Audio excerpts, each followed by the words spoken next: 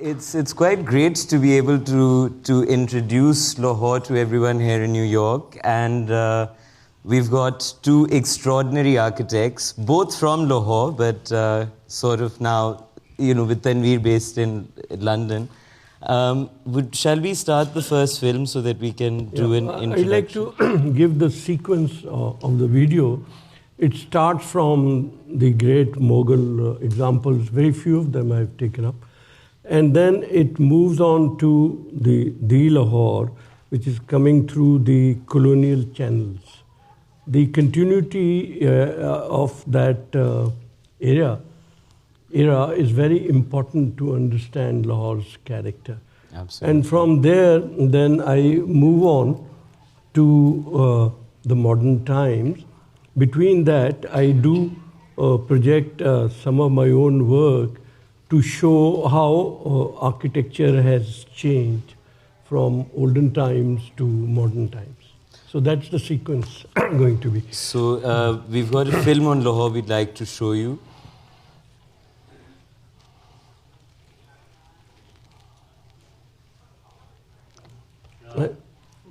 Just...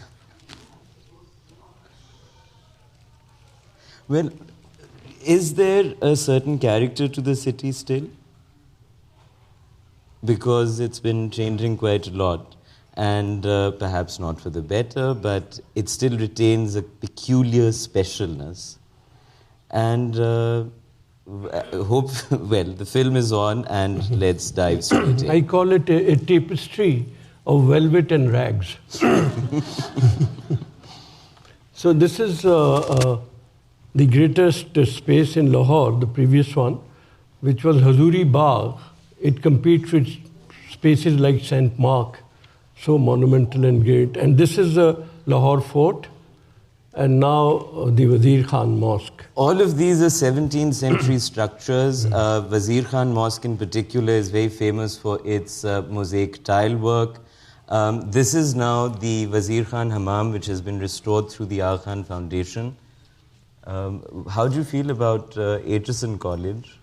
Yeah, now we move on to the colonial period. And Aitchison College was produced, and all these buildings in Lahore, absolutely remarkable buildings, were produced by a trio of geniuses of that time. Interestingly, Rudyard Kipling's father, the first principal of Mayo School of Arts, and he along with Bhai Ram Singh, the architect, and Sir Gangaram, the engineer.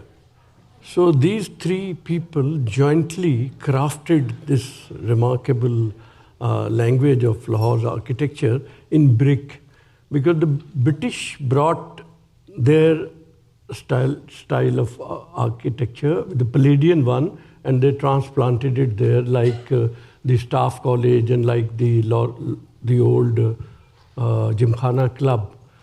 But Kipling disagreed with the orders coming from the top that this is our grand style and this must be planted out there for the awe-inspiring impact that they wanted. I'm really glad he did, because we get buildings such as the High Court. So he said, your buildings do not belong here. They don't have verandas. They're not looking after the climatic factors. So he got involved with the local talent, the local artists, the local architects, and crafted a type of architecture which is original by itself for that time. Right. And it makes a lot of sense. It has a great visual quality, and it's highly functional as well. The music is not working. Can we have the music on, please? No. This is the National College of Arts. This is the building where... This is what the British brought with them, their own... Imperial. But this was then transformed by intervention of Kipling, Bhai Ram Singh, and Gangaram. You can see this building has been... I changed it into a library. And this is Mayo Hospital's central part, done by Attiq. He has restored it. And now the whole of Mayo Hospital is being restored to its original. So this is one of my paintings which is showing that I belong to the ancient period of Mayo School of Arts. It's a watercolor done by myself. But then with my modernist teachers, my art also moved forward and I produced the other kind of drawings. And from here, then, under the Fulbright scholars who taught me I made this brutalist modern building which was ahead of time for anywhere, which was done in the 70s. But then I retrogressed, you can say, went back from that modernist forward-looking thing to building which was more related to local materials and local inspirations, not leaving the contemporary track at all. Because the idea was that architecture is not advancement of technology or adventure of real estate or progress in technology and all that blah. It is also part of culture. It must have a sense of continuity and it should have a sense of identity. It must... I have played some music because I find that these buildings that the music was missed in the beginning, they have a lyrical quality of continuity inspired from local classical music. This is a house I did for my professor Shakir Ali. This is done in Is this an original sketch from the time? Yes, one of the original sketches, yeah. And this building, it sits very well in its place. What's extraordinary about this building is that the use of burnt brick, which happened for the first time. Tanvir, how do you respond to this building? What do you find extraordinary in it? Well, I think this is, of course, Nayyar's architecture always stems from its environment. And he does it very naturally without really, there is no sort of theorizing. It is automatic. And this perhaps the use of material. And I think he used burnt brick because he couldn't afford the... That's right. The neighbors came for help. I said, if you're short of money using bad bricks, we can give you some money. Yes. So instead of this material which was being thrown away, it was sort of bought cheaply so that the house could be designed. And the house has a little bit of input from Shakir. So it has Shakir Saab. So I think it has this sort of quality of Shakir Saab's sculpture and Nayyar Saab's architecture. My teacher. And I think therefore it is quite an important mixture of Western and local, you know, and it sits very comfortably in a particular moment in time, which is where you were almost shifting your architectural aesthetics through the input. And Shakir Saab was also trained outside Pakistan. And this was before Alhambra happened? Yes. Yes. So what's the year this was designed in? It took 14 years to build because he was short of money. Okay. But it has this quality. I remember an incident in the war times in 71. Intizar Hussain visited him and said, Shakir, there is war going on and you're painting flowers and the moon. He said, look here, this moon is also rising in India. Yeah. So don't forget that. So this is the architecture that comes, Yeah, this is more recent. This is what I developed, it's a sort of an evolution. Now, which building is this? This is the Expo Center, recently built about 6-7 years back in Garden Town, where I've used arcuated brick structurally as well. It's extremely interesting what you're doing with the brackets and the arches over here. But what's interesting is that it's not leaning towards postmodern pastiche. Yeah. And it's kind of going back to the Indo-Saracenic kind of doing our own thing kind of vibe. This building in particular is extremely fascinating with these vaults that just stop in the middle of the air. Then I did this mosque in Lahore, Barrier Town. I inherited a project of a mosque which was half built, and then I took it on and completed it. Is this the largest mosque in the country? So far, yes. And the one you're building in Karachi? The special thing about this is that it has a green courtyard. But the courtyards in Badshai Mosque and Faisal Mosque are burning hot. You can't walk into them. But this one is so cool and comfortable. The Maulanas got very angry with me because this mosque became very busy with children and women having picnic in the courtyard. So they said, this is un-Islamic, this is, the dignity of mosque has been destroyed by this idea of yours. So you please pave it. So I totally disagreed and convinced the owner that there is nothing un-Islamic about picnic.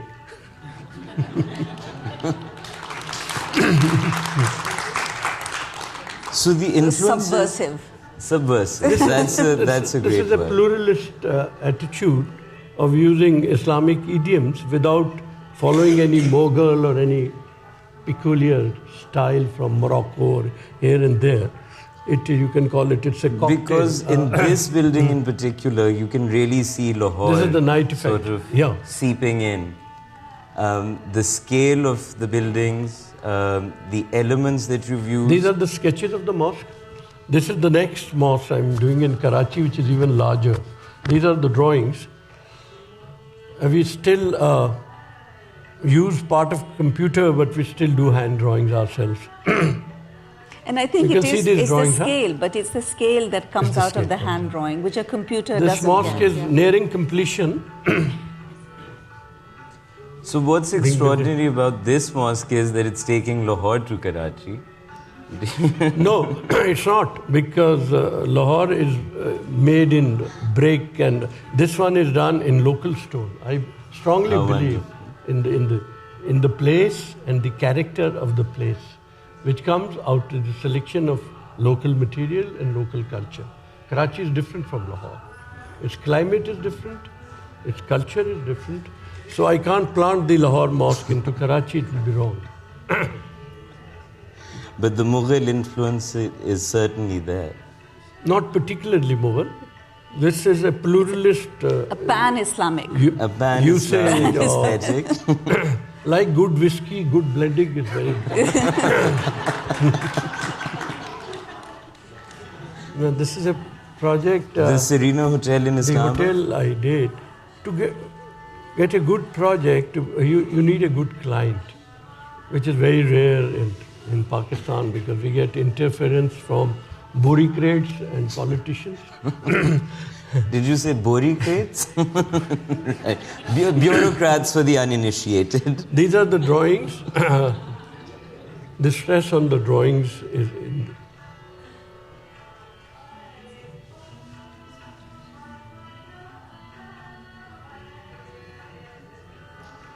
So again, the aesthetic over here seems to be kind of using different sources. What is interesting? Pluralistic is the word. But what is interesting that it is. But what is interesting about the use of the wood and the mashrabiyya motif is that there is a local version of it. You know, yes. it does. I mean, the screen, the wooden screen goes from all hot countries across the globe. This was a memorial we did for the Peshawar incident of killing of school children. And this is now F9 Park. This is a park. And I convinced Mr. Lashari to remove shopping centers, shadigars, and so many buildings from the park. I said the park cannot have... These pillars have some poetry on them. This is calligraphy. I started with Iqbal because you can't start with Ghalib, you will be banned. So again, the stress is on local materials and local idioms, which create a pluralist type of an attitude towards making architecture, crafting architecture out of these factors. This is the only building in there which he refused to remove. So I put it in a pit and designed it in a manner that looks grown out of the landscape and doesn't mutilate it. And quite even the inside is Stone and brick, huh? Quite chunky timber details, which is interesting because that's a modern interpretation. You wouldn't get them like that. So it is a mixture of sort of a modern interpretation of a contemporary aesthetic. I reached the great modern school of fantastic progression, like in the auditorium, and then I treaded back slowly. In Urdu, you call kuein ka daddu, is the frog of the well. So I'm moving into that direction because I feel more comfortable doing things which are more intimate and more related to people and place, rather than the great globalization. That's great, but I don't belong to that school. So do you look at things, or does it all come from within your memories, your sketching? I think every project has something to inspire you. It's the place, or sometimes the client, Shakir. So people come, why haven't you been able to produce projects like Alhambra and Shakir Museum? I said, get me another Faiz Ahmed Faiz and Shakir Ali, I'll do it. Yeah, Faiz was the director of the Arts Council at that time. This is Sir Gangaram's building. Now I'm coming back to getting out of We're now doing a pictorial walk through Mall Road. It's past and present. This Civil and Military Gazette office. Rudyard used to sit in an office behind this one. Now the present form is that there's a tailor sitting there and making suits in Rudyard's office. And this is what we have done to Lahore now. Very sad. You know, the landscape of Lahore today is getting a bit commercialized. Picture of urban violence. Yeah. We have barbed wire, high walls, and barriers, a gift of Afghan war. And we have mutilation. Which is a gift of the modern commercialization. Absolutely. And then we have tanks and aeroplanes in all the remarkable squares, a gift of Pakistan Army. But you know, what's interesting is that Lahore still retains essentially a core that is still quite extraordinary. And in order to actually rewire that core, perhaps we need to look at Tanvir's work in London and elsewhere, where she's successfully turned a lot of old buildings around. So if we can have the second presentation, please. So while the presentation is coming, I live and work in London. I run a practice that's been doing conservation for 60 years. And the relevance of what I would like to share with you perhaps is that London has very strict conservation codes, and you have to work within that parameter, which sadly Lahore doesn't. But if you look at the projects I hope to show you in what we work with in London, it's basically allowing old buildings to survive and to live and to continue.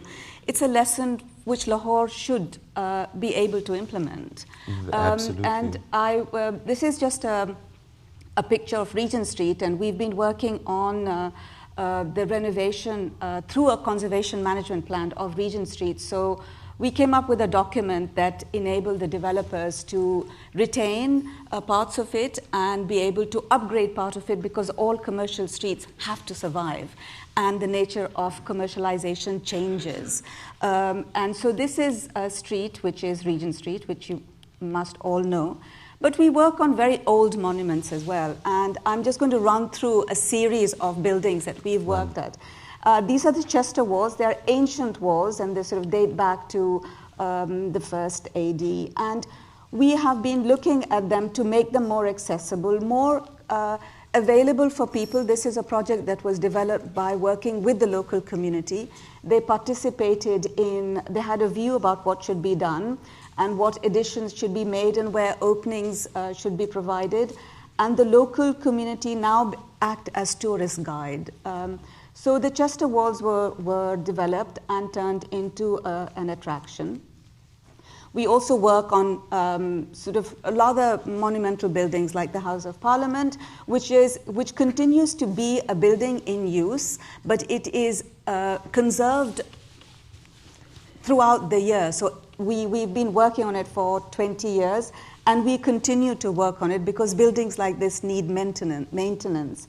And we discover new things. We discover areas which had been covered and stone which needs renewing, but it is available for people to see.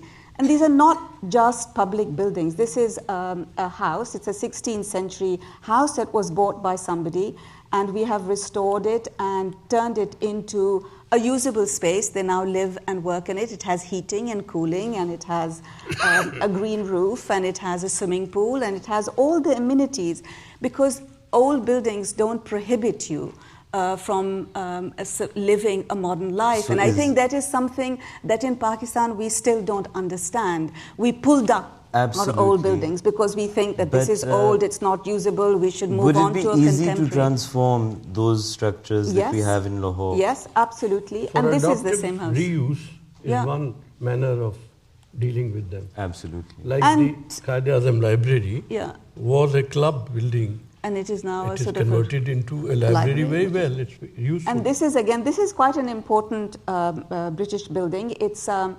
It was built for the tutor of Prince Harry, who's James the first Stuart King of England.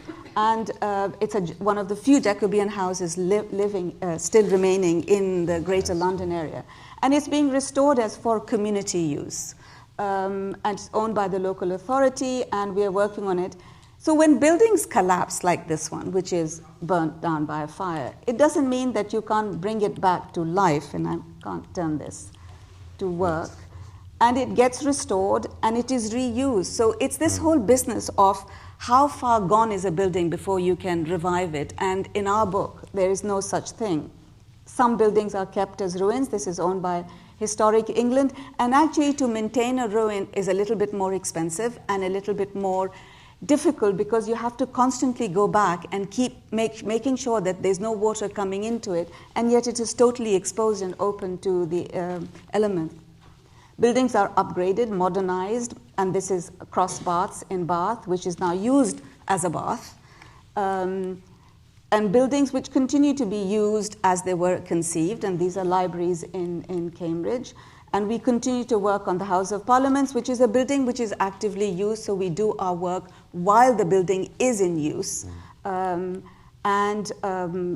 are restored and upgraded. That's a very important fact, because you don't necessarily need to take undue kind of... Yes, you don't have to stop a building from being... and of course, buildings' uses have changed. This is a church, which is now going to be a commercial restaurant and retail space.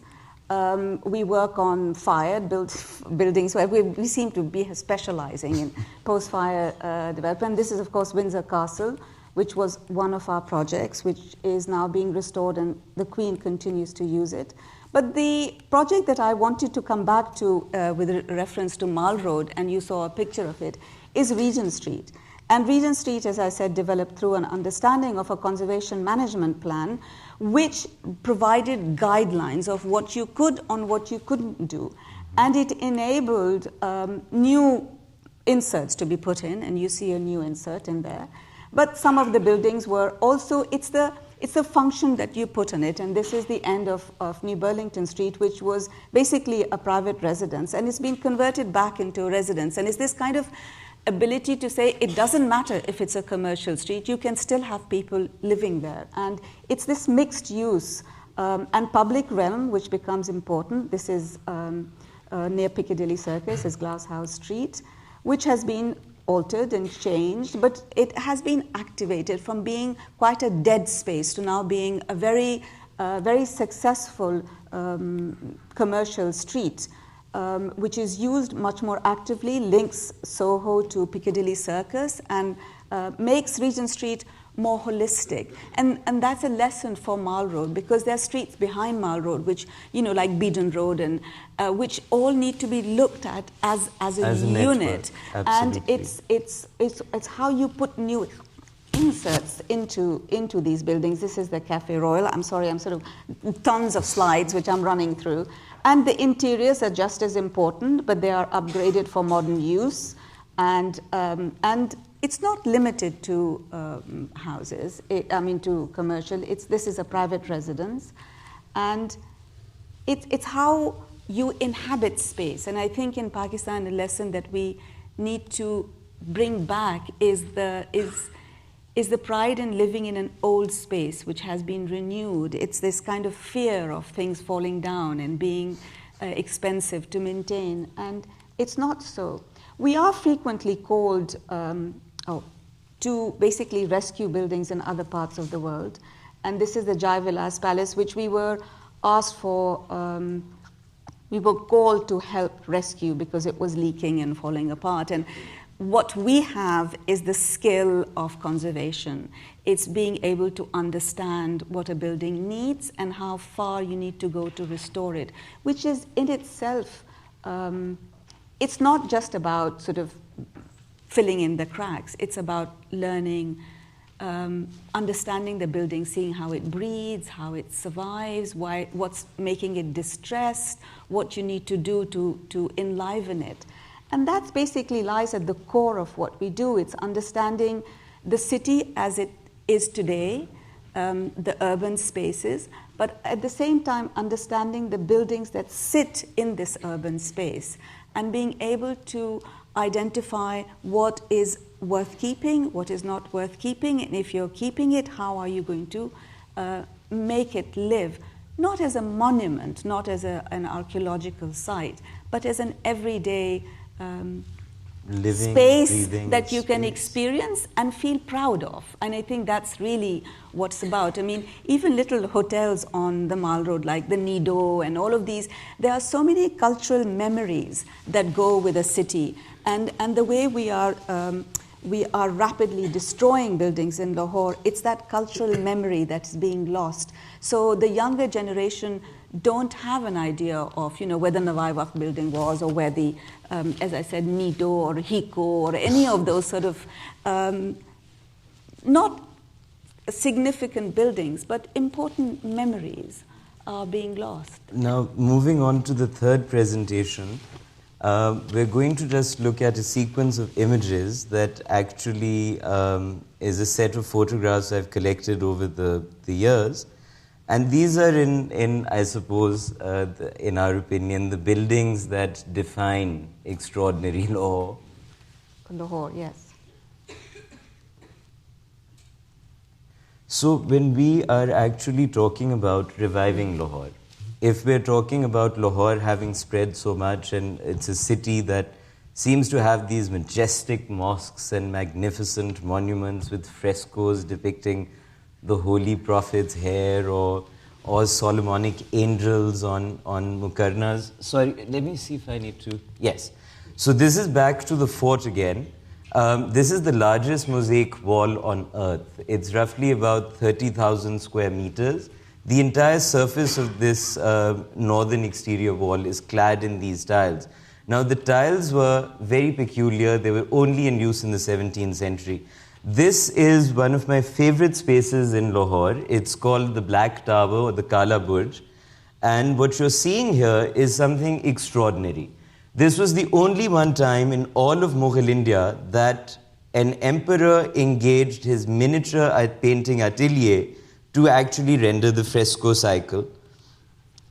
This is a fresco now from the Mosque of Wazir Khan, another 17th century structure, and this is an extremely important fresco because it depicts a certain event in the life of the Prophet.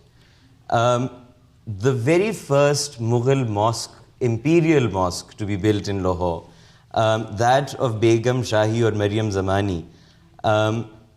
What I love in this is the tube light just sitting there in front of the... And then, random sightings in Lahore. Like, I have no idea what this clay lion is doing on top of that ledge, but it makes for these Shah Jahan was a great patron of Philips. And absolutely, and this is again on the Mall Road, where we've got very interesting kind of juxtapositions between Art Deco and a kind of localized Art Deco, especially because the building on the left, while we might recognize leanings towards the international school of architecture, the international style, the one in the middle or on the right of this is totally doing its own thing. Which is really what any street would have, but it's a question of, you know, the fact that you maintain that development, the importance of its history. And the best thing about Mall Road, the trees that the Brits planted, because it's taken about 150 years to get this level of shadow range. And we are losing them. We're losing them. And Lahore is also very interesting in the sense that these are different footprints from different parts of the city. So if you look at the one on the lowest right, you'll see atomized, tiny, organic kind of settlement patterns. But if you go towards the top left, you'll see a kind of radial plan, and then you've got the grid also popping in. This is a basic kind of timeline of the city that we did for an app on Lahore.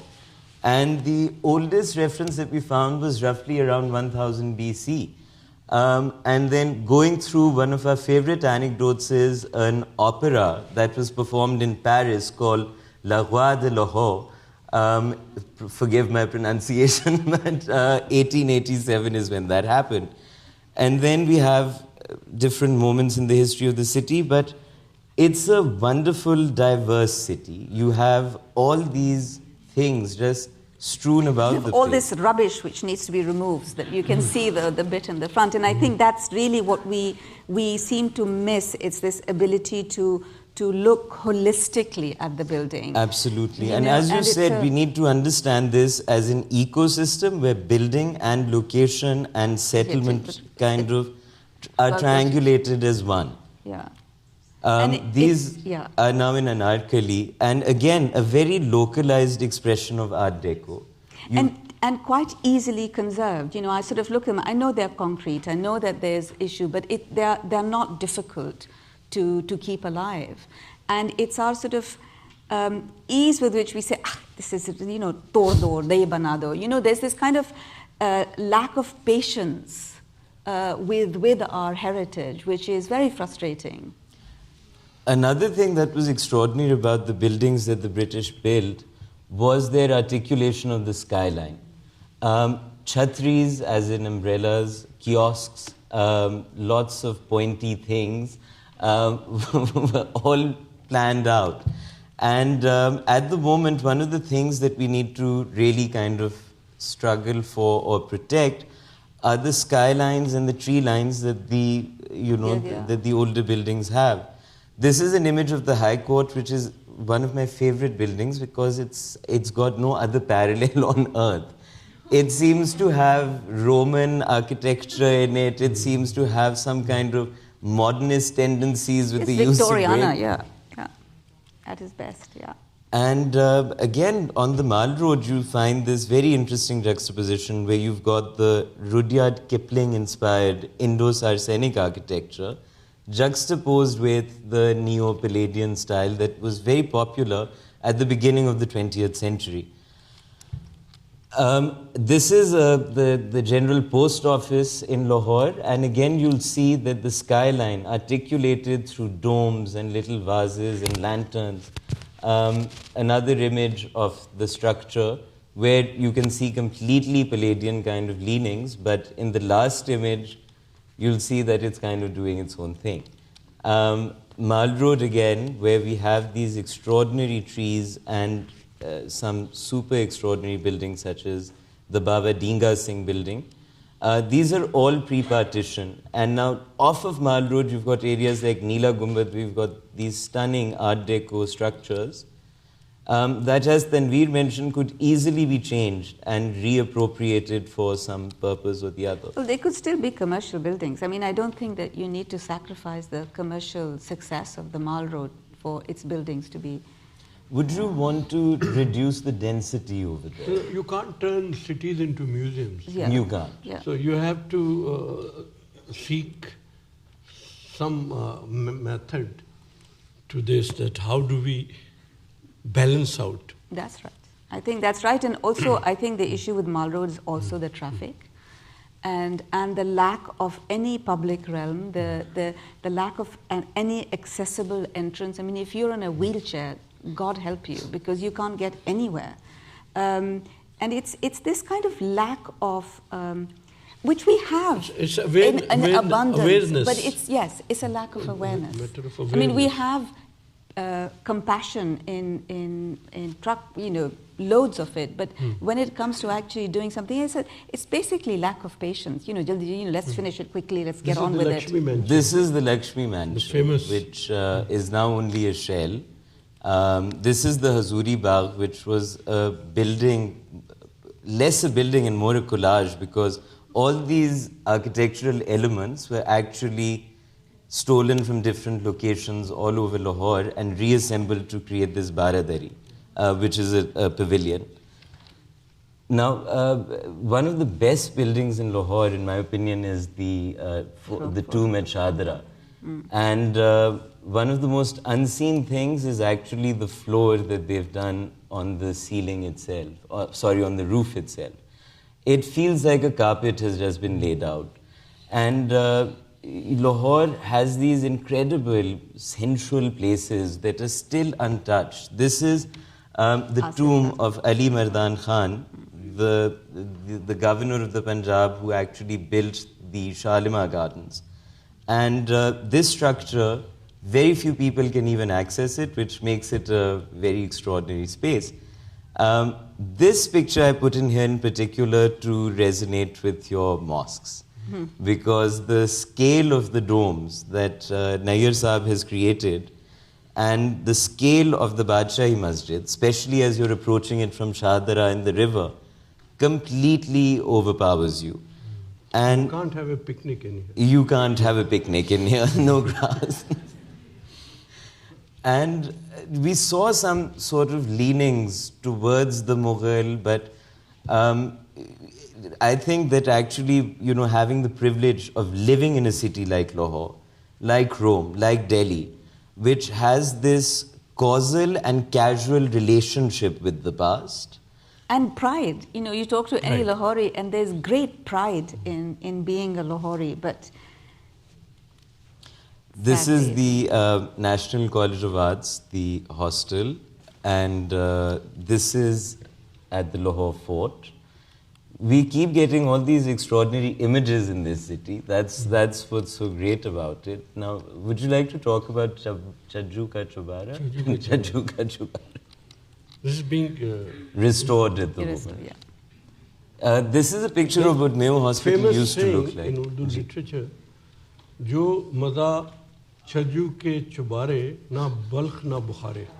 So it's a very famous sort of a saying. A very extraordinary structure, wouldn't you say, Tanvir? The signal boxes but on the railway line. Architecture in itself requires a sort of a study on its own, because it's quite extraordinary. Tanvir is very lucky. She works for the royalty, I work for the mafia. So there's a big difference. The Lahore Museum, which designed by Bhai Ram Singh, and as Nayyar Saab also pointed out, an extraordinary structure. Use of red brick, use of a Baroque kind of a composition. He was sent to Buckingham Palace and he did some work for Queen Victoria, and she was so happy. She asked him, "What can I offer you?" So he said, "Make me the principal of Mayo School of Arts." So he was made the principal for 4 years. Oh, wow. And he did her house in Osborne. Osborne House. The Isle of Wight? Or? Yeah, Osborne House. This is an extraordinary neighborhood in Lahore. Whilst the major sort of thoroughfares of Lahore might have gotten completely ravaged with commercial forces, the innards of these historic cores are still more or less intact and very much active community spaces. This is an extraordinary image because, well, it's a little too dark, but you have this mobile phone tower, you have these buildings from the 30s, and you have a concrete rally from the 70s. This is the same neighborhood. A display at the National College of Arts. The Lahore Lit Fest at the Alhambra, which is our home for the literary festival.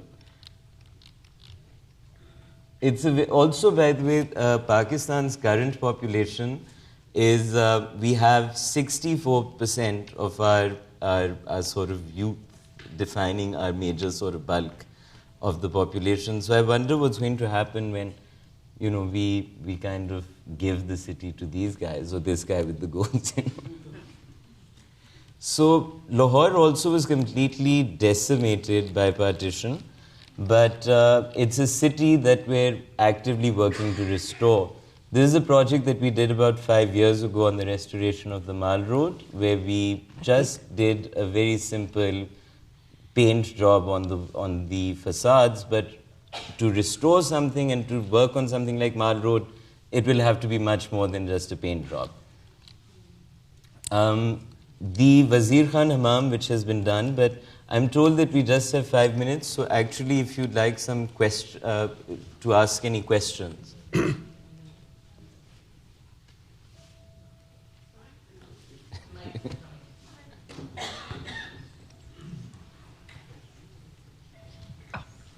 Attiq, and fabulous presentation, all three of them. But some of the monuments in Lahore were usurped by, let's say, the British. For example, the Governor House was a mausoleum, and I'm told that lots of old buildings were absorbed into the railway offices. So is there a list of all those buildings, and can those be preserved? Nayyar Saab actually prepared a list of special premises that was done in the 80s, 1985 if I'm not mistaken. We need to add to this list. But this point that you raised of using tombs, mausoleums, whatever, as railway offices or accountants' chambers, I think that's great, actually. I think they survived because of that. You know, we have lost so many buildings, and we've lost a lot of colonial buildings, of course, but Mughal buildings, because people have just removed them to make space for new structures. And without defending the Brits, the fact that they all were conquerors do that. But you know, you still have these buildings remaining, and it's important. It's part of the evolution of a city. This image in particular is fascinating because you've got Javed Najam's PIA house at the back, Edward Durrell Stone's Wabda house in the center, and Bhai Ram Singh's Victoria Jubilee Pavilion right at the fore. This is what the city of Lahore is. It's an extraordinary collage with spaces that actually embed themselves in our memory. And actually, as you've seen through the work Nayyar Saab is doing, these memories kind of keep coming in different ways and re-expressing themselves as new architectural motifs, such as the flying buttresses that we saw. Well, I don't know, the flying vaults, I would call them, on the MCB building, or even what you were doing inside the Expo Center with the arches and the brackets forming their own rhythm, doing their own thing. Question. Any further questions? Yes, there's one more. I'm sorry. It's an excellent retrospective look. You've sort of answered a little bit of the question that how does it inform the imagination of an architect working in Lahore today? When I'm looking at this big picture that you're just showing, it shows very discrete kind of buildings, but I don't really see that as continuity. So could you kind of give a more prospective look at how the... Certainly. Well, this is a space known as the Charing Cross.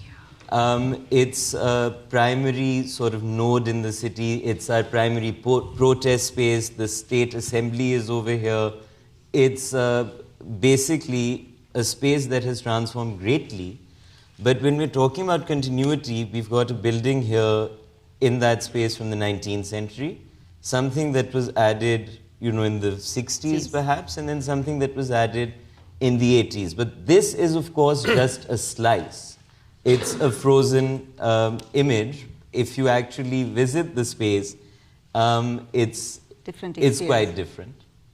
It's a game of coexistence. Absolutely. All right, we need to finish 2 minutes. Any more questions? There were a couple here. Can you hear me? Yeah. I was just wondering, in the old city of Lahore, there's a lot of work going on. When I went there about 3 years ago, you showed the Shahi Hammam and all. So our people, there was a major exodus from the old city, including my own family that moved out of there. And I'm just wondering, what are the what are the opportunities to moving back in there? Is there anything? Is there any restoration? You see, I think you've hit it on the head. I think this is the core of what we talk about. It's it's because the walled city is very difficult to live in. People leave, but if you make that space accessible, better serviced, more an enjoyable space, people won't live in it. And also, you need to find an alternative way of inhabiting those houses. Their houses were made for a particular time, and people find it difficult to live in them. And they want to move to bungalows, in wherever it is. In DHA. DHA. And yet, if you make those houses attractive enough, people will stay in them. And it's this kind of shift that we need to make, which is why it's important to talk about conservation in a contemporary fashion, not necessarily museumological conservation. If I can just follow up on that, and sorry, there's a lot of conversation about juxtaposing different types of architecture, but I noticed that Mr. Dada mentioned about starting out with modernist architecture and then going back to the old, so to speak, intimate kind of an older architecture.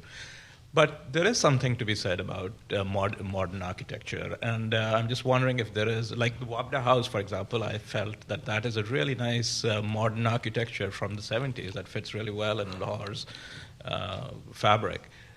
Is there anything going on in Lahore? Lots. There's some very good new architecture, yes. Okay. Just following up from the previous question too, I'm actually from the old city, Androon Shehra, Dili Darwaza. I mean, between there and New Jersey, two very exotic places.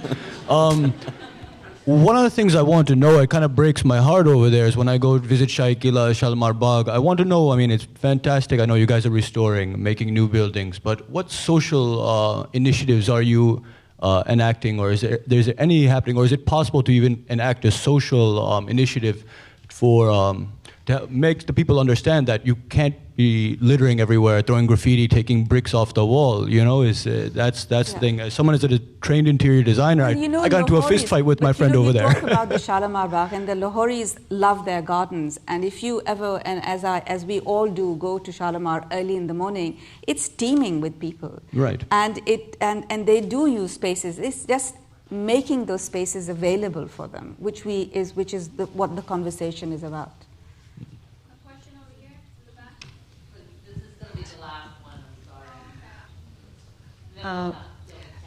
I'm sort of going to go back to the Charing Cross situation. Things being added and things being taken away, talk about that. I grew up with the Malka's Butt, the statue of Queen Victoria, and in fact have been reading and teaching Ghulam Abbas's story, The Overcoat, which also is now lacking those pieces in the story itself that refer to the statue of Queen Victoria, so that memory is twice lost. Once it's removed, and then it's removed from our literary spaces as well. Just a comment. Thank you. That's a very valid comment. Yeah. Would you like to add to that? About the double sort of loss of memory, in the sense that, Pele Victoria ka statue tha udhar. That's a continuous thing. As you can see with the orange train thing, our heritage, which was the world heritage, the Shalimar and was endangered, and we got notices that they will be taken out of the list of World Heritage. And some people in the government replied, what heritage? We'll make more heritage. Yeah, I will say. So the attitude towards heritage is pretty bad by the decision makers. We need to create awareness on all levels, the public, the bureaucrats. The bureaucrats, indeed, especially the bureaucrats. Well, thank you so much. It was great being here.